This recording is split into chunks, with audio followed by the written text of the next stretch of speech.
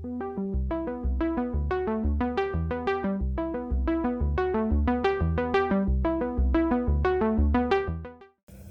7லேருந்து 8 spoon எண்ணெய் ஊற்றிக்கோங்க. கொஞ்சமாக கடுகு போட்டுருவோம். கடுகு பொரிஞ்சதும் கொஞ்சம் சீரகம், கொஞ்சமாக உளுத்தம்பருப்பு. எப்போவுமே உளுத்தம்பருப்பை போட்டுட்டு கடலைப்பருப்பு போடுங்க. உளுத்தம்பருப்பு கொஞ்சம் வதங்கிறதுக்கு லேட் ஆகும். நல்லா கொஞ்சம் லேசாக கலர் மாறட்டும். இப்போ இந்த ஸ்டேஜில் நம்ம கட் பண்ணி வச்சுருக்க 3 பச்சை மிளகா போட்டுக்கலாம். நறுக்கி வச்சுருக்க வெங்காயத்தை போட்டுடலாம். வெங்காயம் லேசாக அந்த பச்சை வாசனை போகிற அளவுக்கு வதங்கினா போதும். வெங்காயம் நல்லா இப்போ வதங்கிருச்சு.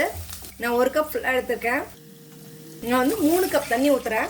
ஒரு ஸ்பூன் கிட்ட கல்லுப்பு போட்டுக்கிறேன். ரவையை கொட்டும் போது ஃப்ளேமை சிம்மில் வச்சுக்கோங்க. எந்த காரணத்தை கொண்டு ஃப்ளேம் ஏற்றிடாதீங்க. ஏன்னா ஃப்ளேம் ஏற்றிட்டீங்க அப்படின்னா உப்புமா கட்டிக்கும்.